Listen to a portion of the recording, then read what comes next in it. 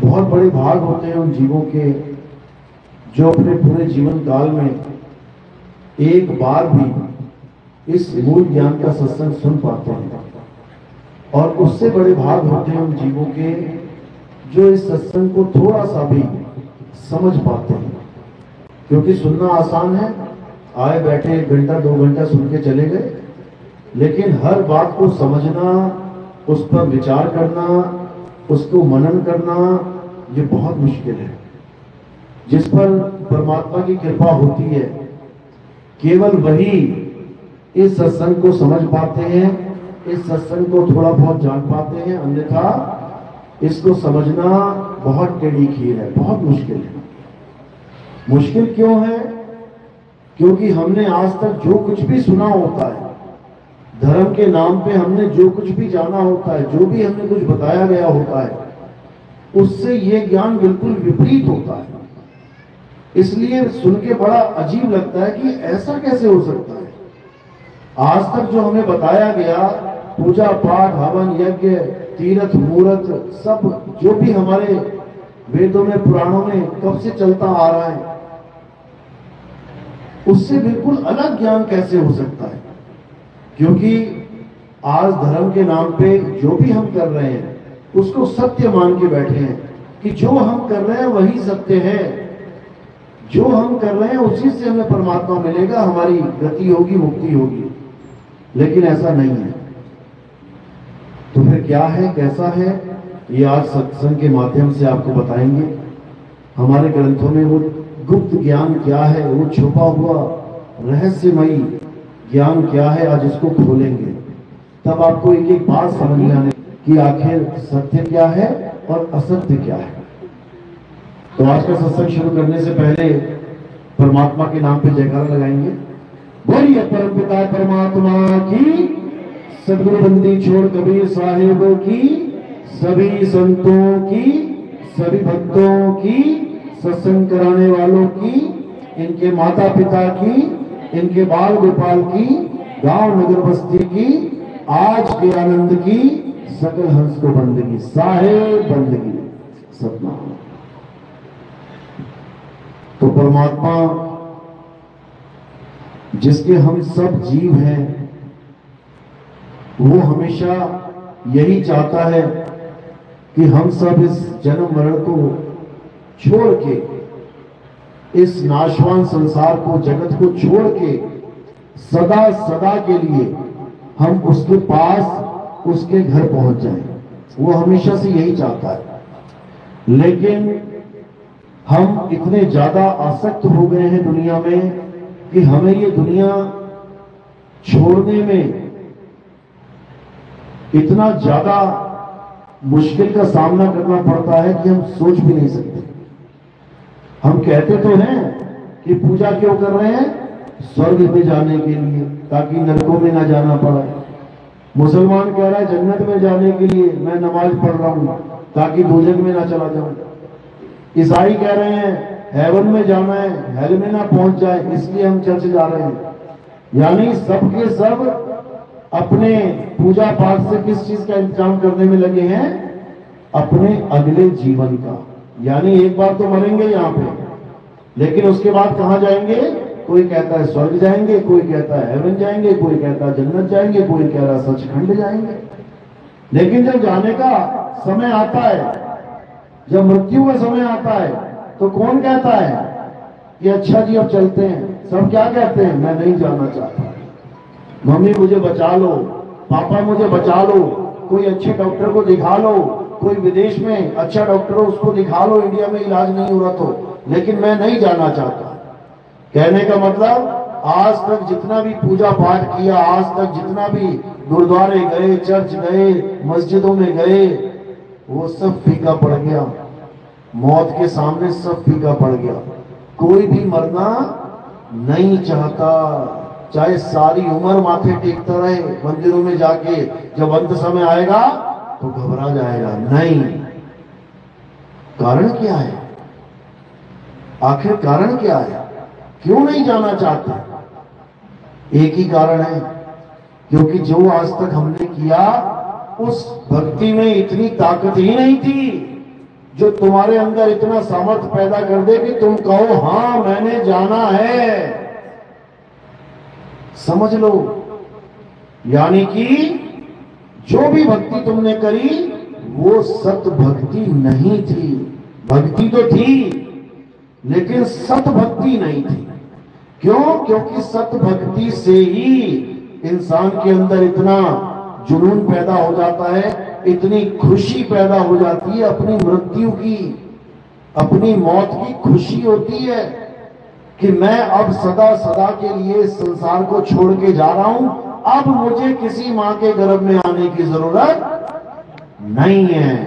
लेकिन इतना विश्वास कब पैदा होता है? जब तुम्हारे जीवन में सत भक्ति आती है। सत भक्ति समझ लो अच्छे से। तो अब सत भक्ति और असत भक्ति, इसमें फर्क क्या है? इतनी पूजा पाठ किया, हवन यज्ञ किए, नदियों में स्नान किया, फिर भी डर रहे हैं, इसका मतलब अभी सत भक्ति नहीं आई जीवन में। कबीर साहब समझा रहे हैं, जिस मरने से जग डरे मेरे मन आनंद, और मरने पर ही पाइए पूर्ण परमानंद। कहते हैं जिस मृत्यु से लोग डरते हैं असल में वही आनंद का खजाना है। इतना आनंद है मृत्यु में कि तुम सोच भी नहीं सकते, तुम्हारी सोच खत्म हो जाएगी, इतना आनंद है। लेकिन किसके लिए? जिसको मरने की कला आती है, जिसको पता है कि जब शरीर छोड़ना है तो क्या करना है। जैसे एक बहुत ही गहरा तालाब है, बहुत गहरा, अब गहराई इतनी है कि अच्छे से अच्छा बंदा डरे। 60 साल का बाबा भी पानी में जाए तो वो भी डरे। लेकिन उसी गहरे तालाब में एक 10 साल का बच्चा इतनी खुशी मना रहा है नहाने के बाद। मां कह रही है निकला बाहर, नहीं मम्मी अभी 1 घंटा और, अरे आजा, अरे नहीं अभी 1 घंटा और। वही गहराई, वही पानी बच्चे के लिए भी बराबर है और उस बूढ़े के लिए भी बराबर है। लेकिन बूढ़ा डर रहा है और बच्चा आनंदित हो रहा है, मजे कर रहा है। क्यों? कारण क्या है? जो गहराई बूढ़े को डरा रही है 60 साल के, वो बच्चे को खुशी दे रही है। कारण क्या है? कारण बस इतना है कि बच्चे को तैरना आता है और बूढ़े को तैरना नहीं आता। जिसे तैरना नहीं आता अगर वो गहरे पानी में जाएगा तो डरेगा, बचाओ बचाओ करेगा। और जिसको पानी में तैरना आता है उसके लिए गहराई कोई मायने रखती ही नहीं है, क्योंकि वो तो ऊपर ऊपर तैरेगा। उसको क्या लेना कि ये 10 फुट का है या 10,000 फुट का है, उसको तो ऊपर ऊपर तैरना है। तो इसी प्रकार मौत, मृत्यु सबकी आनी है, लेकिन मृत्यु डराती किसे है? मृत्यु तड़पाती किसे है? जिसे मरना नहीं आता। और मृत्यु आनंद किसे देती है? जिसने अपने गुरु से मरना सीख लिया है, उसको ये डरा नहीं सकती। तो कबीर साहब क्या कह रहे हैं? कह रहे हैं मरता मरता जगमुआ और मरना जाने ना कोई, ऐसी मरनी जो मरे और पहुरना मरना होए। कह रहे मरता मरता जगमुआ, सारी कह रहे हैं अरे एक दिन मर जाएंगे तो क्या हुआ, मरना तो है ही। और जब आती है ना तब समझ में आता है कि कितना आसान था कहना कि आएगी तो देखी जाएगी, और जब आ गई है अब हालत खराब हो गई है। यही साहिब समझा रहे हैं कि इससे पहले कि तुम्हारी मृत्यु तुम्हारे सिर पे आके नाचे, तुमने क्या करना है? तुमने मरने की कला सीख लेनी है, जिसे आर्ट ऑफ डेथ कहते हैं। अगर तुमने वो मरने की कला सीख ली तो मौत तुम्हारा कुछ नहीं बिगाड़ सकती, तुम कभी मर ही नहीं सकते, अमर हो जाओगे तुम। अमर तो अभी भी हो, लेकिन भूले बैठे हो, अपने आप को भूले बैठे हो कि तुम अमर हो। तुम्हें बचपन से ही पढ़ा दिया गया है कि बेटा तेरी डेट ऑफ बर्थ इतनी है और एक दिन तेरी मृत्यु हो जाएगी, वो दिन तेरी एक्सपायरी डेट हो जाएगी। ये महाझूठ है। इस संसार में अगर कोई झूठ है तो यही है कि तुम पैदा हुए और एक दिन तुम मर जाओगे, जबकि सत्य क्या है, ना तो तुम कभी पैदा हुए और ना ही तुम कभी मरोगे। किसी की ताकत नहीं है जो तुम्हें मार दे, क्योंकि तुम शरीर नहीं, एक आत्मा हो। तुम शरीर नहीं हो जो तुम सोचो कि मैं लड़का, मैं लड़की, मैं हाथी, मैं घोड़ा, मैं बिल्ली, मैं बकरी। जो शरीर तुम धारण कर लेते हो तुम्हें वैसा ही आभास होने लग जाता है कि मैं ये शरीर हूं, जबकि सत्य क्या है, तुम एक आत्मा हो, तुम मालिक के अविनाशी जीव हो। गाते भी हैं, ईश्वर अंश जीव अविनाशी। अविनाशी का मतलब ये नहीं होता कि तुम पैदा हो जाओ और एक दिन मर जाओगे। अविनाशी का मतलब है जिसका कोई विनाश कर ही ना सके। लेकिन दुख के साथ कहना पड़ रहा है कि जो अविनाशी है वही चीख चीख के कहता है मैं मरना नहीं चाहता, मैं मरना। अरे तू चाहेगा भी तब भी नहीं मर सकता, क्योंकि तू अविनाशी है। बस तुम अपने आप को भूले बैठे हो। अब सतगुरु क्या करता है, सतगुरु तुम्हें याद दिलाता है कि बेटा तू अविनाशी है, तो ये मरने जन्मने के चक्कर में मत पड़। तो ये कब ज्ञान होता है, जब हमारे जीवन में कोई सतगुरु आता है। अब सतगुरु बोलते ही क्या समझ में आया कि गुरु तो वो है, लेकिन सत आगे लगा हुआ है, तो क्या बन गया, सतगुरु। सतगुरु यानी जो सच्चा गुरु है। अब सच्चा गुरु बोला है तो कोई भैया झूठा गुरु भी होगा, जब सतगुरु बोला है तो असतगुरु भी होगा। बिल्कुल है, बिल्कुल है, भरा पड़ा है संसार असतगुरु से।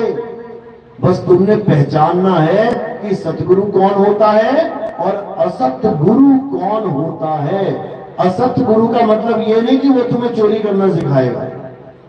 असत गुरु का मतलब ये नहीं कि वो तुम्हें गालियां देने सिखाएगा या तुम्हें जुआ या व्यभिचार करना सिखाएगा। असत गुरु और सतगुरु में क्या फर्क है, अच्छे से समझ लो।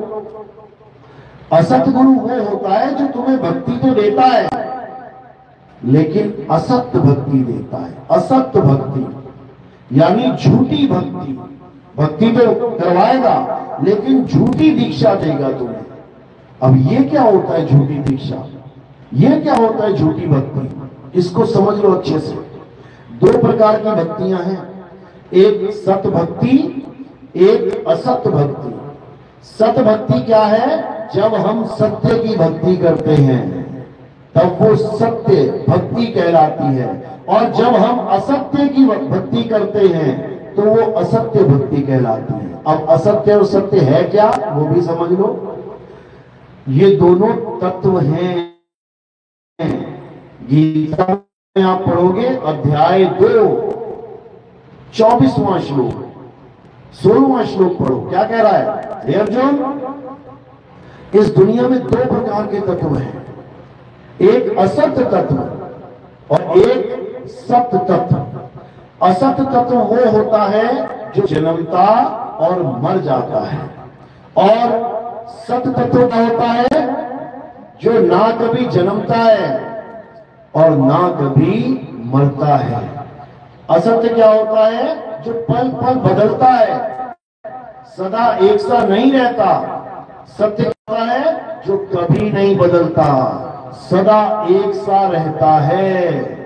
इन दोनों में जिस दिन फर्क करना सीख लोगे उस दिन तुम्हें समझ में आ जाएगा कि हम असत भक्ति कर रहे हैं या सत भक्ति कर रहे हैं। इसमें किसी का नाम लेने की जरूरत नहीं है कि हिंदू या मुस्लिम या सिख या ईसाई, किसी का मतलब नहीं है नाम लेने का। इसमें दो ही चीजें हैं, सत्य और असत्य, और वो सबके लिए एक है, वो सबके लिए अलग अलग नहीं है।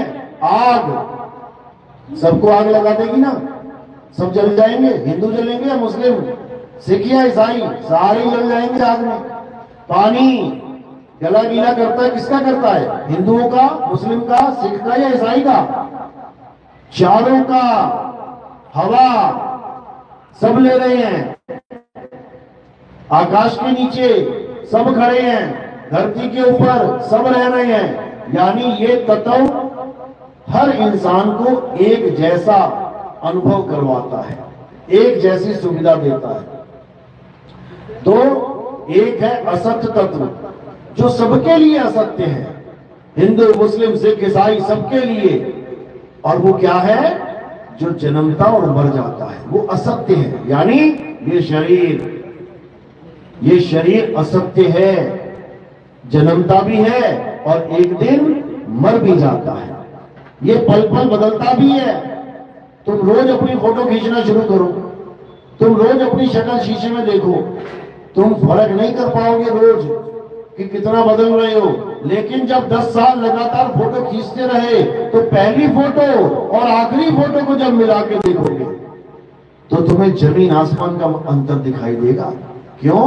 क्योंकि ये माया इतनी प्रबल है कि तुम्हें आभास तक नहीं होने देती कि तुम रोज बदल रहे हो, थोड़ा थोड़ा थोड़ा थोड़ा रोज बदल रहे हो।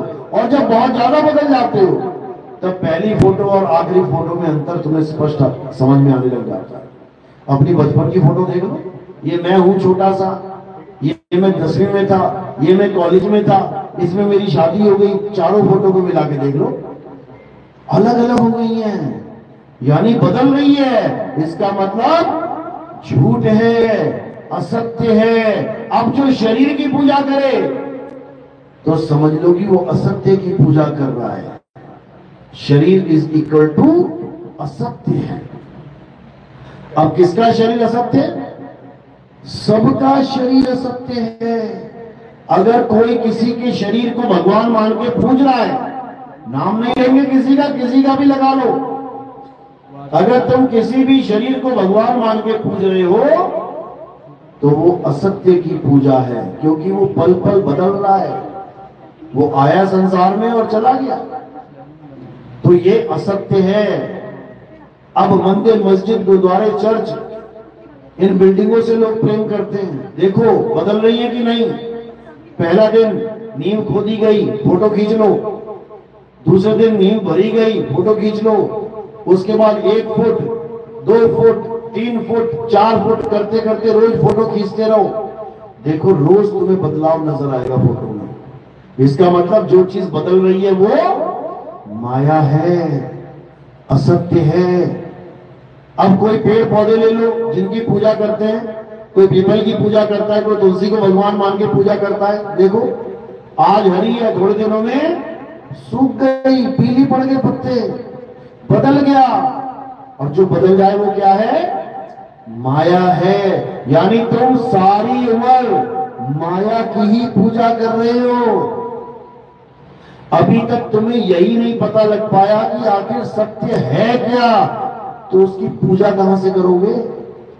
अब नाम पे आ जाते। कई लोग कहते हैं हम मंदिर नहीं जाते जी, हम कहीं गुरुद्वारे नहीं जाते, हम चर्च नहीं जाते, हम कहीं नहीं जाते, हम बाहरमुखी साधना नहीं करते हैं। तो फिर क्या करते हो? हम अंतर्मुखी साधना करते हैं। अच्छा, बहुत अच्छी बात है। तो कैसे करते हो अंतर्मुखी साधना? हम नाम जपते हैं। अब कईयों को लगता है कि नाम जपना तो सत्य होगा। क्यों? क्योंकि बोला जाता है एक तू सच्चा, तेरा नाम सच्चा। बोलने में भी आता है कि एक परमात्मा सच्चा है और परमात्मा का नाम सच्चा है। इसलिए जो भी नाम जिसको मिलता है पकड़ के जपने लग जाता है। हिंदू है तो राम राम राम राम राम राम राम राम, मुसलमान है तो अल्लाह अल्लाह वाहिगुरु, सिख है तो वाहिगुरु वाहिगुरु, ईसाई है तो गॉड गॉड, यहोवा यहोवा। यानी जिसको जो भी नाम मिला पकड़ के रखने लग गया। क्यों? क्योंकि वो ये सोच रहा है कि जैसे परमात्मा सत्य है वैसे ही नाम भी सत्य है, जबकि ऐसा नहीं है। ये नाम सत्य है या नहीं कैसे पता लगेगा? मीटर से पता लगेगा। मीटर क्या है? जो चीज बदल जाए वो असत्य है, वो माया है, क्योंकि सत्य कभी नहीं बदलता। सत्य कभी नहीं बदलता, एक रस अखंड है वो। तो अब देखते हैं नाम पे कि नाम बदल रहा है कि नहीं, माया है कि नहीं। जैसे हम कबीरपंथी हैं, कबीर साहब के नाम पे लेते हैं कबीर। अब जो कबीरपंथी हैं वो इसको जपते हैं कबीर कबीर कबीर कबीर कबीर। अब वो सोच रहे हैं कि ये नाम सच्चा है, लेकिन ये नाम सच्चा नहीं है। क्यों नहीं है? क्योंकि बदल रहा है। देखो का से शुरू हुआ, बी पे आया, बी से खत्म हुआ, रा पे आया, तो आ गया कबीर, बदल गया। इसका मतलब ये भी माया है, ये नाम भी माया है। इसी को 52 अक्षरी माया बोला गया है ग्रंथों में। ये 52 अक्षरी माया है। जैसे ज्योत निरंजन माया है, ओंकार माया है, रारंकार माया है, सोहम माया है, सतनाम माया है। ये माया के नाम लेके बैठे हैं, क्योंकि जो बदले सो माया। अब माया बदलती है, लेकिन जो सत्य है वो कभी नहीं बदलता। कुछ लोग इन अक्षरों को भी माया कह देते हैं और कहते हैं कि जो असली नाम है वो शब्द है। बहुत अच्छी बात है अगर इतनी बात करते हैं तो। लेकिन देखो माया ने कैसा झगड़ लिया उनको भी। वो एक शब्द की नहीं, वो 5 शब्द की बात करते हैं कि परमात्मा का नाम क्या है। 5 शब्द हैं, 5 आवाजें हैं। कभी शंख की आवाज आ जाएगी, कभी वीणा की, कभी बांसुरी की, कभी मृदंग की, कभी किसी की। इसी को सत्य मान के बैठ गए, जबकि जो बदले सो माया। कानों को बंद करके, आंखों को बंद करके बगुला भक्ति में लगे हुए हैं।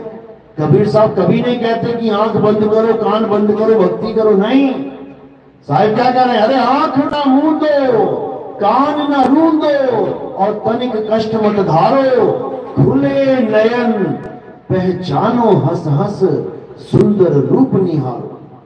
शब्द निरंतर से मन लागा। शब्द निरंतर, निरंतर मतलब जिसमें कोई अंतर ना हो, जो लगातार एक रस चलता है। शब्द निरंतर से मन लागा और मलिन वासना त्यागी, उठत बैठत कबहु न छूटे ऐसी ताड़ी लागी।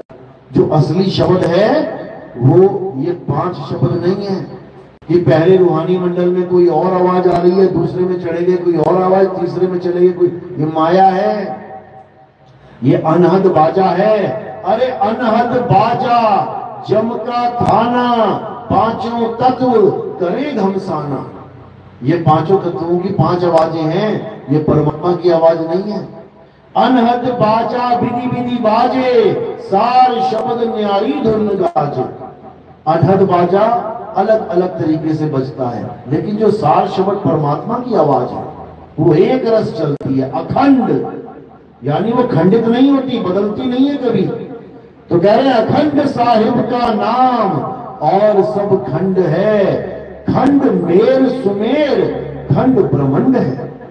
यानी परमात्मा का जो सच्चा नाम है उसके अलावा हर चीज खंडित हो जाएगी, नाशवान है, टूट जाएगी, लेकिन परमात्मा का नाम कभी खंडित नहीं होता। तो उसी नाम की महिमा सत्य कहलाती है। सत्य, नानक साहब कह रहे हैं ना, सतनाम वाह गुरु, मतलब कि परमात्मा का सच्चा नाम देने वाला मेरा गुरु, उसने मुझे ऐसी वस्तु दे दी कि मेरे मुंह से क्या निकल रहा है, वाह गुरु वाह गुरु वाह गुरु। जैसे आपको कोई बहुत अच्छी चीज मिल जाए तो आपके मुंह से ऑटोमेटिकली क्या निकलेगा, अरे वाह। कोई बढ़िया मीठी चीज खाने को मिल जाए, बहुत अच्छी स्वाद वाली चीज, तो क्या निकलेगा, वाह भाई वाह, क्या चीज बनाई है। इसी प्रकार बाबा नानक के मुंह से निकला वाह गुरु। क्यों निकला? क्योंकि उनको जो वस्तु प्राप्त हुई उसमें इतना आनंद भरा था कि उनके मुंह से वाह वाह निकलने लग गया। लेकिन लोगों ने क्या सोचा कि शायद ये मालिक का नाम जप रहे हैं, तो वो बिना उस वस्तु को प्राप्त किए वाह गुरु करने लग गए। कोई रसमलाई खाता है तो मुंह से निकलता है वाह, लेकिन सामने बैठा आदमी सोच रहा है कि वाह बोलने से मुंह मीठा हो गया, मैं भी बोल लेता हूं वाह वाह वाह। सारी उम्र वाह वाह करते रहो, मुंह मीठा होने वाला नहीं है, क्योंकि वो चीज जिसके कारण वाह मुंह से निकला अभी वो नहीं पता किसी को, बस जपने में लगे हैं, जप के परमात्मा को पाना चाहते हैं, जबकि ऐसा संभव नहीं है। तुम्हें प्यास लगी है, तुम्हें पानी के कितने सारे नाम पता है, जल, वाटर, नीर, तोय, पानी, तुम एक छोड़ो पांचों नाम जप लो, तुम्हारा गला गीला हो जाएगा क्या? कभी नहीं होगा। जब तुम्हारी बुद्धि यहां पर विवेक जागृत कर रही है कि नाम जपने से गला गीला नहीं होगा, भोजन नाम जपने से खाना नहीं मिलेगा, धन पैसा जपने से पैसा नहीं मिलेगा, तो तुम्हारी बुद्धि वहां सो जाती है जहां पर ये लोग कहते हैं कि नाम जपने से भगवान मिल जाएगा। यहां पे तुम धोखे में आ जाते हो, यहां तुम्हारे साथ धोखा हो जाता है, यहां तुम्हें मूर्ख बना देती है ये माया, और तुम्हें सारी उम्र नाम जपवाती रहती है। तुम सारी उम्र राम राम राधे राधे जपते रहते हो, तुम सारी उम्र वाहिगुरु जपते रहते हो, तुम सारी उम्र अल्लाह जपते रहते हो, जबकि परमात्मा नाम जपने से कभी नहीं मिलता। कबीर साहब वाणी में समझा रहे हैं, मोह को कहां ढूंढे रे बंदे, मैं तो तेरे पास में। बिल्कुल हमारे पास है परमात्मा। कितना पास है? जिसको कहते हैं अंग संग, सुना भी होगा आपने। परमात्मा हमारे अंग संग है। अंग संग मतलब ये माला मेरे अंग संग है, यानी मेरे अंग के साथ लगी हुई है, ये कपड़े मेरे अंग संग हैं। इतना पास है परमात्मा, लेकिन हमें उसका आभास नहीं है, हमें उसका पता नहीं है, इसलिए हमें जैसा कोई कहता है वैसा करने लग जाते हैं। कोई नया बाबा आ गया टीवी में, यूट्यूब में, बोलेगा बेटा परमात्मा चाहते हो? हाँ गुरुजी, राधे राधे जपो। तुम सारी उम्र तुम्हें राधे राधे जपवा देगा। क्यों जपवा देगा? क्योंकि उसको पता ही नहीं है कि नाम जपने से परमात्मा नहीं मिलता, नहीं मिलता। मुंह को कहां ढूंढे रे बंदे, मैं तो तेरे पास में। ना मंदिर में, ना मस्जिद में, ना काबे कैलाश में, ना मैं जप में, ना मैं तप में, ना एकांत निवास में। क्या कह रहे कबीर साहब? कह रहे ना मैं जप में। भूल जाओ कि जपने से तुम्हें परमात्मा मिलेगा, कभी नहीं मिल सकता, लेकिन कुछ तो मिलेगा, बिल्कुल मिलेगा। क्या मिलेगा? तुम्हारा मन शांत होने लग जाएगा कुछ देर के लिए। नाम जपोगे, थोड़ी शांति मिलेगी, दुनियादारी से ध्यान हटेगा, उसके बाद फिर उसी में दौड़ जाएगा। थोड़ी देर की शांति को ये लोग परमात्मा की प्राप्ति मान बैठे हैं। समझ लो, नाम जपने से और क्या होगा? तुम शून्य अवस्था में चले जाओगे, यानी तुम इस बॉडी से ध्यान हटा के शून्य में चले जाओगे। शून्य मतलब जहां पे कुछ नहीं है, साइलेंस, वहां कुछ भी नहीं है, शून्य में चले गए तुम। उससे क्या हो गया? कुछ भी नहीं हुआ। पाना था परमात्मा को और चले गए शून्य में, कुछ भी नहीं हुआ। यानी कि आम का पेड़ और बबूल का पेड़ दोनों पेड़ कहलाते हैं। आम के पेड़ से तुम्हें मीठे मीठे आम मिलते हैं, लेकिन बबूल के पेड़ से भी कुछ ना कुछ तो मिलता होगा। क्या मिलता है? तुम्हें दातुन मिलती है करने के लिए और थोड़ी सी छांव मिल जाती है। तो जो लोग आम प्राप्त नहीं कर पाए वो बबूल की दातुन और बबूल की छाया से संतुष्ट हो गए कि हमें तो दातुन मिल गई, हमें तो छाया मिल गई, हमें और कुछ नहीं चाहिए। मेरे भाई, परमात्मा उस आम के वृक्ष के समान है जो तुम्हें मीठे मीठे फल देगा, और दातुन कड़वी है। दोनों में भेद है। सत भक्ति में तुम्हें आनंद आएगा और झूठी भक्ति में तुम्हारी हालत खराब होगी अंत में। तो इसी को समझना है। नाम जपना सबसे बड़ा बंधन है परमात्मा ना मिलने का, सबसे बड़ा कारण है परमात्मा को ना पाने का। जो लोग नाम जपते हैं वो कभी जीवन में परमात्मा नहीं पा सकते। तो फिर क्या करें? नाम जपना छोड़ दें? बिल्कुल छोड़ दो, बिल्कुल छोड़ दो। हिंदू है तो राम राम जपना छोड़ दे, मुस्लिम है तो अल्लाहु अल्लाहु जपना छोड़ दे, सिख भाई है तो वाहिगुरु वाहिगुरु जपना छोड़ दे, ईसाई है तो हालेलुया जपना छोड़ दे। तो करें क्या? ग्रंथों में ही लिखा है जो करना है। गीता में क्या लिखा है? हे अर्जुन, इस दुनिया में केवल एक सत्य है और वो आत्मा है। आत्मा को ना तो कोई पैदा कर सकता है, ना ही आत्मा का कोई नाश कर सकता है। आत्मा को कोई शस्त्र छू नहीं सकता, काट नहीं सकता। आत्मा को अग्नि जला नहीं सकती, आत्मा को पानी भिगो नहीं सकता, आत्मा को वायु सुखा नहीं सकती। तो क्या है सत्य? आत्मा सत्य है। शरीर को काट भी सकते हैं, जला भी सकते हैं, बुझा भी सकते हैं, गला भी सकते हैं, सब कुछ कर सकते हैं। तो शरीर नाशवान है, असत्य है, आत्मा सत्य है। तो क्या लिखा है गीता में? अध्याय 3 17वां श्लोक क्या कह रहे हैं? हे अर्जुन, जो अपनी आत्मा में रमण करता है, जो अपनी आत्मा में तृप्त है, जो अपनी आत्मा में संतुष्ट है, उसके लिए कोई धार्मिक कर्म कर्तव्य लागू ही नहीं होता।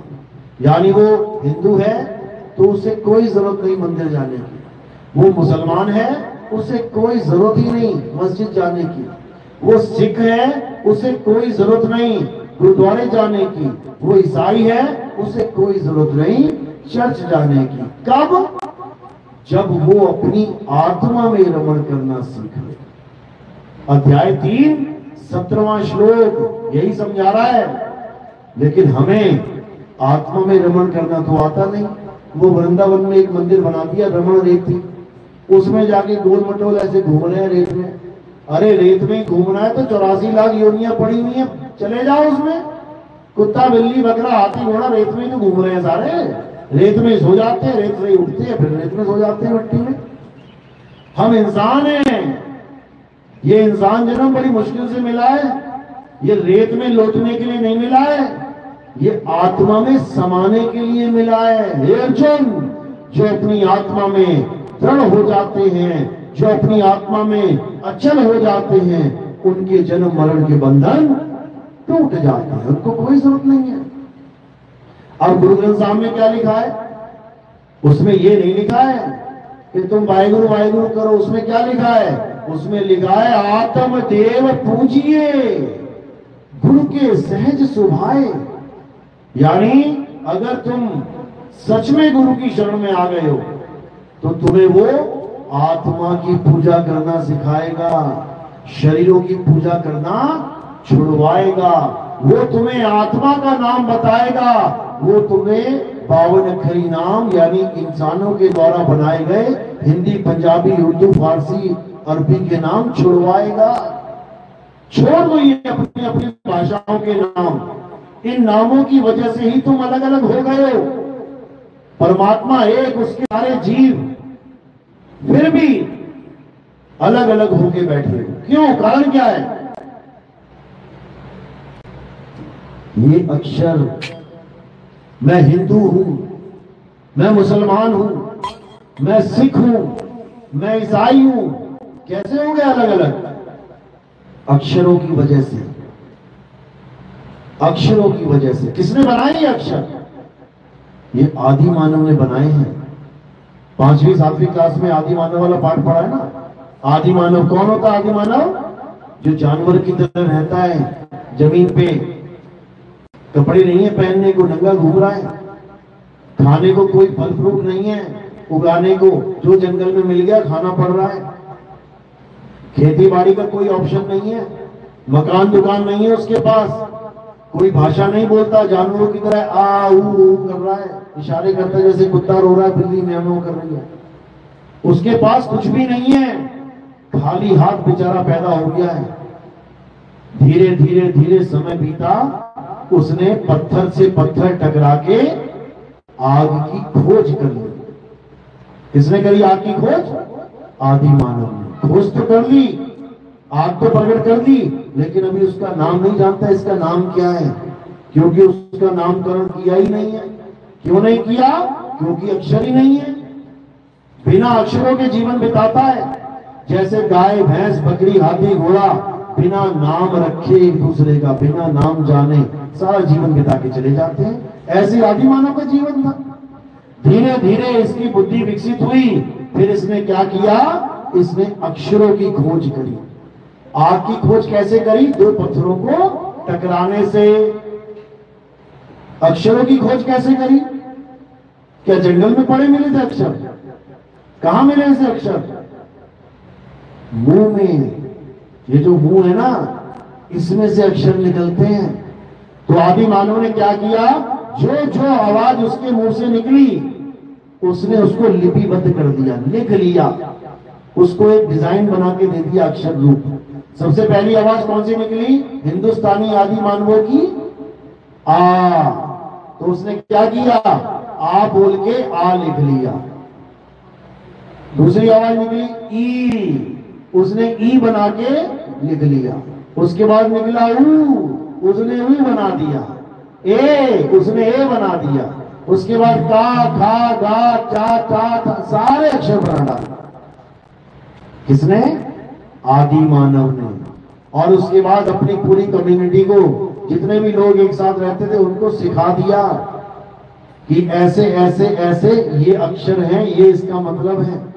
उसके बाद अंग्रेजी आदि मानवों ने क्या किया? जो अंग्रेज थे, इंग्लैंड में अमेरिका में रहते थे आदि मानव, उन्होंने क्या किया? उन्होंने भी अक्षरों की खोज करी। कौन से अक्षर खोजे उन्होंने? आ ई ऊ। कौन से खोजे? A B C. उनके मुंह से कौन सा अक्षर निकला? पहला ए, उसके बाद निकला बी, फिर निकला सी, फिर निकला डी। तो हमारे आदि मानवों ने कितने अक्षर खोजे? 52 अक्षर, 52। अंग्रेज आदि मानवों ने कितने खोजे? केवल 26। यानी हम उनसे दुगने विवेकी थे। हमारे बुजुर्ग उन अंग्रेजों से दुगना बुद्धि रखते थे। हमने 52 खोज लिए, वो बेचारे आज 27वां नहीं खोज पाए। ये दोनों में फर्क था। उसके बाद क्या हुआ? उसके बाद उन्हीं अक्षरों से उस आदि मानव ने जो भी चीज दिखाई दी, उसका नाम रखना शुरू कर दिया। हिंदुस्तानी आदि मानवों ने देखा पेड़, तो उसका नाम रख दिया पेड़। अंग्रेजी आदि मानवों ने क्या रख दिया? ट्री। हिंदुस्तानी आदि मानवों ने देखा सूरज, उसका नाम सूरज रख दिया। अंग्रेजों ने क्या रख दिया? सन। हिंदुस्तानी आदि मानव ने रख दिया चांद, चंद्रमा। उन्होंने रख दिया मून। हिंदुस्तानी आदि मानव ने रख दिया धरती, उन्होंने रख दिया अर्थ। हिंदुस्तानी आदि मानव ने रख दिया आसमान, अंग्रेजों ने क्या रख दिया? स्काई। यानी एक ही वस्तु के अलग अलग नाम रखने शुरू हो गए। और केवल ये दो नहीं, हर भाषा में इन्हीं वस्तुओं के अलग अलग नाम रखे गए। यानी जितनी भाषाएं पैदा हुई, उतने ही वस्तुओं के नाम पैदा हो गए, लेकिन वस्तु एक ही थी, एक ही थी। अच्छी बात है, नाम रख दिए, आसान हो गया जीवन। अब क्या हुआ? अब सबसे बड़ी मुसीबत कहां आई? जब उन्होंने उस शक्ति, उस ताकत का नाम रखना शुरू कर दिया जिसको आत्मा कहते हैं, सत्य कहते हैं। हिंदुस्तानी आदि मानवों ने जब सत्य की प्राप्ति करी, उसका नाम क्या रख दिया? परमात्मा, ईश्वर, भगवान। अंग्रेजों ने जब उसको प्राप्त किया तो क्या रख दिया? गॉड, यहोवा। मुसलमानों ने, अरबियों ने जब उसको प्राप्त किया तो क्या रख दिया? अल्लाह, कादिर, करीम, खुदा। सिखों ने जब उसको प्राप्त किया गुरुओं ने तो क्या रख दिया? सतनाम, सत श्री अकाल, वाहे गुरु। यानी सबने उस एक सत्य के नाम अपने अपने हिसाब से अलग अलग रख दिए। किसकी वजह से? अक्षरों की वजह से। अच्छी बात है, कुछ नाम रखा, बढ़िया है, लेकिन उसके बाद मुसीबत क्या हो गई? मुसीबत ये हो गई कि हम उन नामों के पीछे लड़ने लगे कि नहीं, अल्लाह सबसे बड़ा है, उसकी पूजा करनी चाहिए। कोई कह रहा नहीं, परमात्मा की पूजा करनी चाहिए। कोई कह रहा नहीं, यहोवा सबसे बड़ा है। कोई कह रहा है गॉड सबसे बड़ा है। कोई कह रहा है वाहिगुरु, सत श्री अकाल सबसे बड़ा है। जबकि ये सारे नाम उसी एक चीज के हैं, एक ही वस्तु के नाम हैं। जल के नाम, ये ग्लास में क्या रखा है? पानी। लेकिन पानी एक रीजनल लैंग्वेज है, एक प्रदेश की भाषा है। इसी पानी को कोई कहेगा नहीं इसमें वाटर रखा है, इसी को कोई कह देगा नहीं इसमें जल है। तो ये भाषाएं हम सबको अलग अलग करने में लगी हैं। लेकिन जब इसके तत्व ज्ञान में आओगे, जब ये जानोगे कि इसमें तत्व क्या पड़ा है, तो ये सारी भाषाएं किनारे हो जाएंगी। तत्व रूप में इसमें क्या पड़ा है? H2O, यानी हाइड्रोजन के 2 मॉलिक्यूल, ऑक्सीजन का 1 मॉलिक्यूल। तुम जहां भी ये पानी देखोगे, याद रखना वो हाइड्रोजन और ऑक्सीजन के ही मॉलिक्यूल मिले हुए हैं। उसका नाम पानी नहीं है, रख दिया गया है। उसका नाम वाटर नहीं है, रख दिया गया है। उसका नाम नीर नहीं है, रख दिया गया है, इन अक्षरों की वजह से। तो क्या हुआ? जो सत्य है उसके भी नाम रख दिए गए हैं नहीं, उसका कोई नाम नहीं है। परमात्मा का कोई नाम नहीं है, रख दिए गए हैं अलग अलग भाषा में। इसीलिए 10वीं पातशाही ने 1000 नाम रखे, परमात्मा के नाम लिखे 1000, और सबसे लास्ट में क्या नाम रख दिया? अनामी, यानी उसका कोई नाम नहीं है। कुरान में अल्लाह के 99 नाम लिखे गए हैं। अल्लाह के पास यही काम था क्या? बैठा बैठा अपने नाम ही लिखता रहा, 99 नाम। भगवान राम का नाम दशरथ जी ने एक नाम रखा था, राम। अभी नेट पे सर्च करो भगवान राम के 108 नाम, देखो कितनी लंबी लाइन लग जाएगी। हनुमान जी का एक नाम रखा था उसके माता पिता ने, हनुमान। अभी गूगल पे सर्च करो हनुमान जी के 108 नाम, देखो लाइन लग जाएगी। कौन बना रहा है ये नाम? किसने बना डाले ये नाम? इंसान लगा हुआ है नाम बनाने में। क्यों? क्योंकि उसके पास अक्षर हैं। अभी अक्षर हटा दो, सारे अक्षरों को खत्म कर दो, क्या नाम है? तुम्हारा क्या नाम है? कोई नाम नहीं। तुम्हारे धर्म का क्या नाम है? कोई नाम नहीं। तुम्हारी जात का क्या नाम है? कोई नाम नहीं। तुम्हारे पंथ का क्या नाम है? कोई नाम नहीं। तुम्हारे भगवान का क्या नाम है? कोई नाम नहीं। इन सारे नामों को अक्षरों के द्वारा पैदा किया जाता है। अगर ये अक्षर ना होते तो कोई नाम नहीं होता।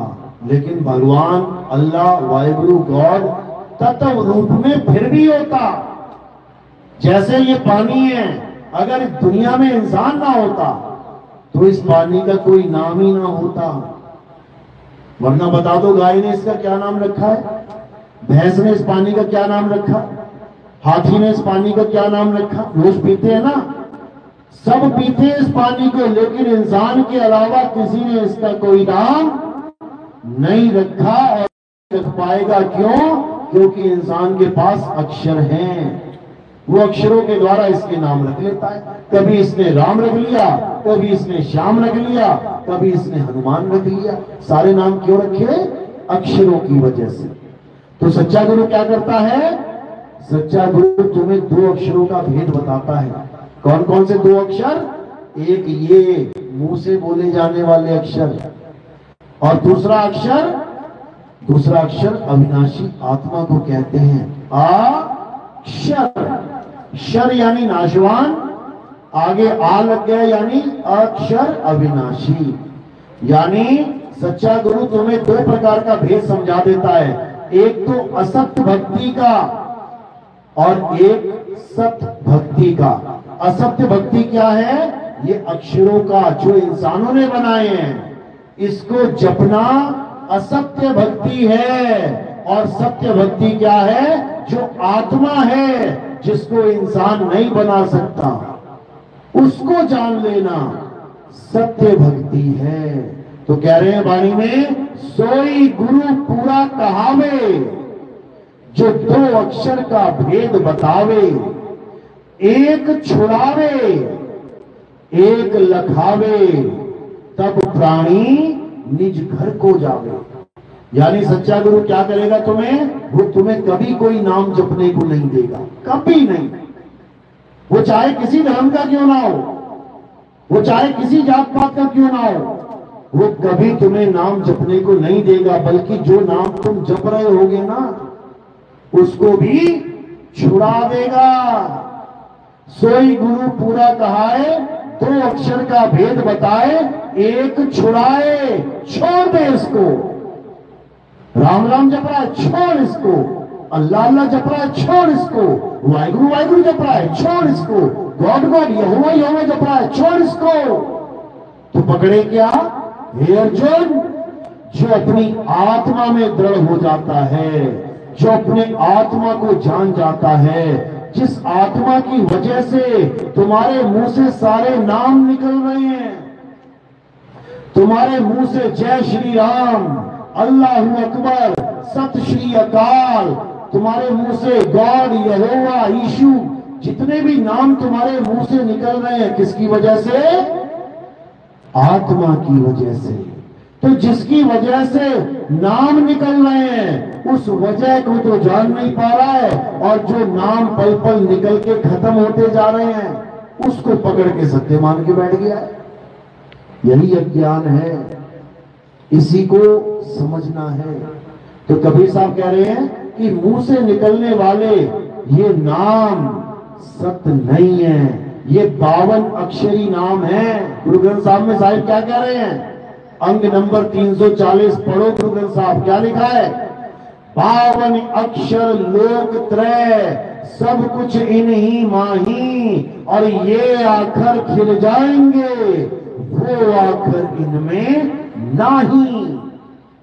यानी 52 अक्षरों के द्वारा जो तुमने ग्रंथ बना लिए हैं, तुमने वेद पुराण बना लिए हैं, तुमने कुरान बना ली, तुमने बाइबल बना ली, तुमने सारे ग्रंथ 52 अक्षरों के द्वारा लिख के भर दिए हैं। अब तुम उन्हीं अक्षरों में से चंद अक्षर जप के परमात्मा को पाना चाहते हो, कभी नहीं मिलने वाला। तो क्या करना है? अब वो अक्षर छोड़ देने हैं और उस अविनाशी तत्व को जानना है, जिसे आत्मा कहते हैं। आत्मा का नाम सुना है सबने? आत्मा का नाम सबने सुना है ना? अपनी अपनी आत्मा लेके आए हो, घर तो नहीं छूट गई किसी की? चेक कर लो एक दूसरे के हाथ लगा के, है आत्मा? हाँ, कैसे पता लगा?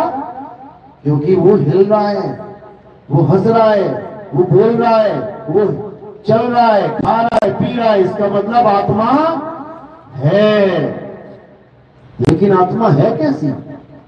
काली है, गोरी है, गोल है, मटोल है, टेढ़ी है, तिरछी है, लंबी है, छोटी है, नाटी है, कैसी है आत्मा? ये तुम कभी सपने में भी नहीं सोच सकते। जबकि 24 घंटे तुम्हारे साथ आत्मा है। कितने कितने घंटे रहती है तुम्हारे साथ आत्मा? शिफ्टों में काम करती है क्या? पार्ट टाइम जॉब या फुल टाइम? हमेशा रहती है तुम्हारे साथ 24 घंटे। तुम और तुम्हारी आत्मा एक साथ रहते हैं, लेकिन तुम कभी जीवन में ये पता ही नहीं कर पाओगे कि मेरा शरीर चल कैसे रहा है, आत्मा मुझे चला कैसे रही है। जैसे ये पंखा चल रहा है ना, इसका मतलब करंट है, और ये रुका हुआ है, इसका मतलब इसमें करंट नहीं है। बस यही भेद है आत्मा का।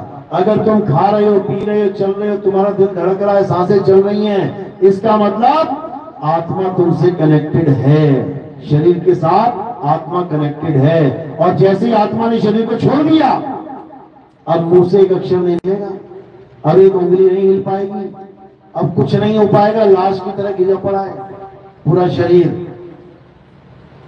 और लोग क्या करेंगे? जो तुम्हें खूब प्यार करते हैं, मेरा बेटा, मेरी बेटी, मैं बेटे की जी नहीं सकती, मैं बिना बेटे की मर जाऊंगी, उस बेटे को उठा के रख देंगे चिता के ऊपर, आग के ऊपर। यानी अगर कोई तुमसे प्यार कर रहा है तो क्यों कर रहा है? क्योंकि आत्मा है। और कोई तुम्हें जला रहा है, क्यों जला रहा है? क्योंकि आत्मा अब तुम्हारे साथ नहीं है। इसलिए जितने भी रिश्ते नाते हैं सब आत्मा से आत्मा के हैं, शरीर से किसी का कोई रिश्ता नहीं है। आत्मा चली गई, रिश्ता खत्म। कहते भी पापा हमें छोड़ के चले गए, अरे सारी उम्र तो इस शरीर को पापा पापा करता रहा, तो चले कहां गए? लेके तो हैं, लेकिन सबको समझ में आ गया कि ये पापा नहीं है, ये उनका मृत शरीर है। पापा जी तो चले गए, सुबह 4 बजे निकल गए। तो उसी आत्म ज्ञान को समझना है जिसको जानने के बाद और कुछ जानना शेष नहीं रह जाता। गुरु ग्रंथ साहब में क्या लिखा है कि आत्म में राम, राम में आत्म, चीन गुरमुख विचार। अगर तुम सच में राम को पाना चाहते हो, वो कहां छुपा बैठा है? तुम्हारी आत्मा में बैठा है वो। और तुम उसे कहां ढूंढ रहे हो? मंदिर, मस्जिद, गुरुद्वारे में ढूंढ रहे हो। घी कहां छुपा बैठा है? रोटी के ऊपर घी लगाते हो ना, वो घी कहां छुपा होता है? वो पेड़ पे लगता है क्या, या जमीन खोद के मिलता है? कहां छुपा है वो?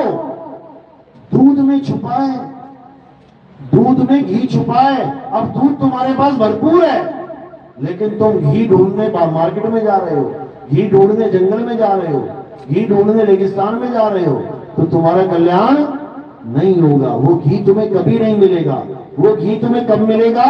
जब तुम ऐसा गुरु धारण कर लो जो दूध से घी निकालना जानता है, वो तुम्हें सिखा देगा। फिर तुम्हें कहीं जाने की जरूरत नहीं है, घर बैठे ही दूध में से घी निकलेगा और जरूर निकलेगा। यही सत्य है। तो अब क्या करना है? ठीक है, आप मंदिर, मस्जिद, गुरुद्वारे, चर्च गए हो, बहुत अच्छी बात है।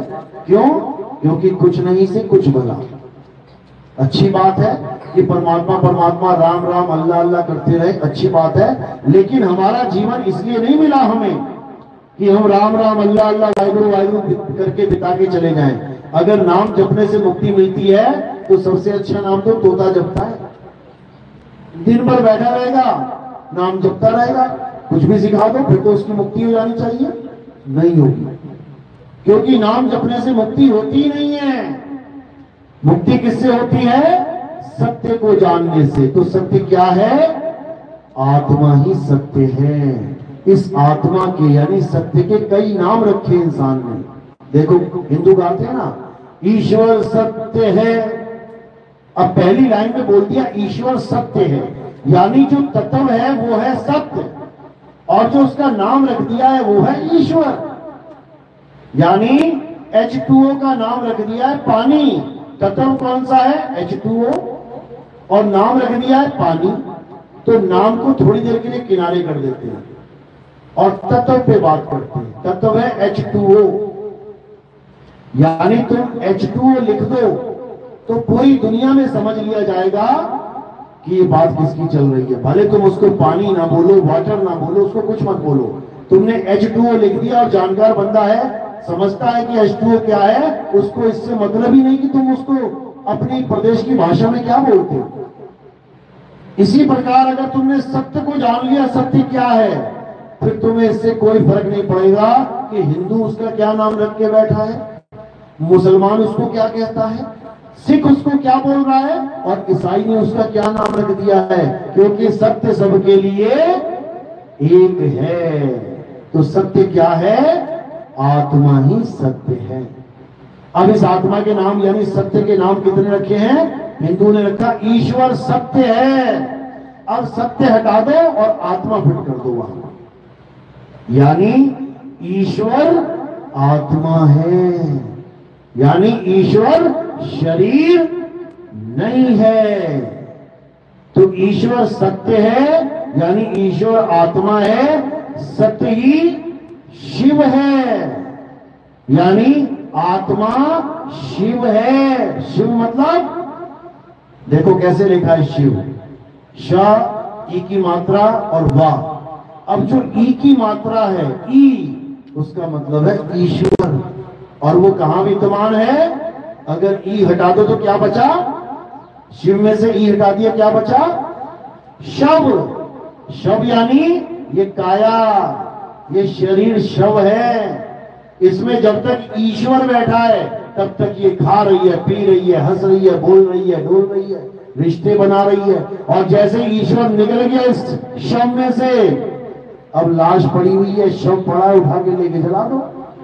तो ईश्वर सत्य है, सत्य ही शिव है, शिव ही सुंदर है, यानी वो आत्मा की वजह से ही सब कुछ सुंदर दिख रहा है। समझ लो, तुम्हारे खिलखिलाते चेहरे आत्मा की वजह से हैं, और जैसे ही आत्मा निकल गई अब ये चेहरा देखने का मन नहीं करेगा किसी को। आंखें ऊपर चढ़ जाएंगी, मुंह खुल जाएगा, नींद बाहर आ जाएगी, बड़ा सुंदर लगेगा क्या? बिल्कुल नहीं। यानी अगर तुम्हारा चेहरा सुंदर दिख रहा है केवल आत्मा की वजह से। ये पंखा चल रहा है ना करंट की वजह से, चलते हुए पंखे के लिए लड़ाई हो जाती है, मेरी तरफ कर भाई, मेरी तरफ कर, मेरी तरफ कर, मेरी तरफ कर, हवा कम आ रही है मुझे, इधर कर। और जब पंखा नहीं चल रहा हो ना, कौन लड़ेगा मेरी तरफ कर? इसका भाव नहीं है, इसके भाव बहुत ऊंचे हैं। यानी जहां आत्मा जुड़ी हुई है वो सुंदर है, और जहां आत्मा नहीं जुड़ी हुई है वो मुर्दा है। फूको इसको। तो हिंदुओं ने उस सत्य का नाम रखा ईश्वर, मुसलमानों ने क्या रख दिया? अल्लाह। अल्लाह अल हक, यानी सत्य ही अल्लाह है। ईसाइयों ने क्या नाम रख दिया? God is truth. ट्रुथ का है सत्य, यानी आत्मा।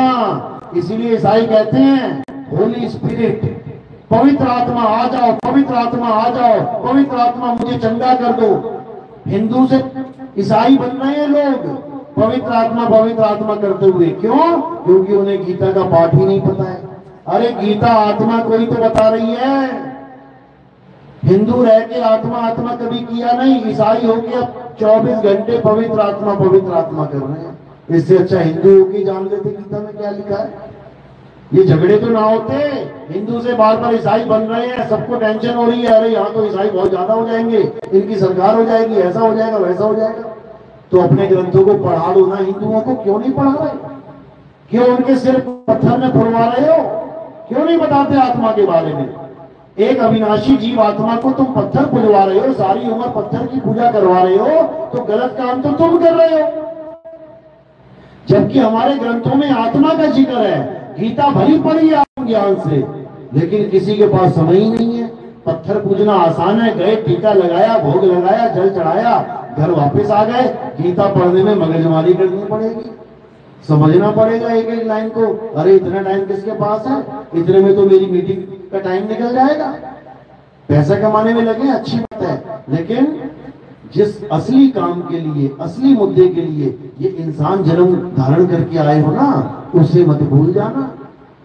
कोई लड़का कनाडा चला गया पढ़ाई करने के लिए, अच्छी बात है, जमीन रख दी, गिरवी रख दी, अच्छी बात है, लेकिन बाहर जाके पब डिस्को पार्टीज में ऐसा उलझ गया, भूल ही गया कि यहाँ करने क्या आया था। पढ़ाई वढ़ाई गई साइड में और पूरे ऐश कर रहा है। उसके बाद जब उसका समय खत्म हो जाएगा और घर वापसी हो रही होगी और पिताजी कह रहे होंगे बेटा कर्जा बहुत हो गया है, डिग्री लेके आ। अब वो कहेगा पिताजी पढ़ाई तो मैंने की नहीं, मैं तो मौज मस्तियां करके आ गया। तो पिताजी बड़ा खुश होकर गया, लठ उठा के मारेगा। इसीलिए हम लोग डरते हैं बंदे से। क्यों? अब पिताजी पूछेंगे बेटा करने क्या आया था, वो तो किया नहीं और पता नहीं क्या क्या करके जा रहा है। तो इसलिए कबीर साहब ने कहा, अरे जल में मीन प्यासी, मोहे देखत आवे हासी, आत्म ज्ञान बिना नर भटके, कभी काबा कभी काशी। आत्म ज्ञान के बिना हम सब भटक रहे हैं। कहां भटक रहे हैं? हिंदू मंदिरों में भटक रहा है, मुसलमान मस्जिदों में भटक रहा है, ईसाई चर्च में भटक रहा है, और हमारे जितने भी धार्मिक स्थल है बड़े लोग भटक रहे हैं। किसके कारण? आत्मज्ञान ना हो। अगर आत्मज्ञान हो जाए तो क्या हो जाएगा? गुरु ग्रंथ साहब क्या कहता है? हृदय नाम ध्याओ, घर बैठे प्रभु पाओ। अब ये जो नाम ध्याओ है, नाम का मतलब क्या होता है? आत्मा। आत्मा का ही एक पर्यायवाची नाम है नाम। लेकिन लोगों ने नाम को क्या समझ लिया? अक्षर। इसलिए आत्मा के आगे सत लगाना पड़ रहा है, उस नाम के आगे सत्य लगाना पड़ रहा है। सतनाम यानी सच्चा नाम यानी आत्मा, और झूठा नाम यानी अक्षर। अब अक्षरों को किनारे करना है और अपनी आत्मा को जानना है। जब आत्मा को जान लोगे तब तुम्हारा परमात्मा तुम्हारे अंदर विराजमान ही दिखाई देगा तुम्हें। कैसे? ज्यों तिलमाही तेल है और ज्यों चकमक में आग, तेरा साईं तुझ में है, जाग सके तो जाग। तो अपने साईं को अपने अंदर ढूंढना है। वो साईं कहीं बाहर नहीं है, वो तुम्हारी आत्मा में विराजमान है। इसीलिए आत्मा अजर अमर अविनाशी है। चलो आज का सत्संग यही समाप्त करते हैं, और आगे का सत्संग आप YouTube चैनल पे देख सकते हैं, सुन सकते हैं। आपने टाइप करना है नितिन दास के सत्संग, आपको हजारों सत्संग मिल जाएंगे वहां पे। सुनते जाओ, समझते जाओ, और अपनी आत्मा का कल्याण करो, इस जीव आत्मा का कल्याण करो, आत्मज्ञान को प्राप्त करो, और जन्म मरण के बंधनों से सदा सदा के लिए मुक्त हो जाओ। तो इसी के साथ में वाणी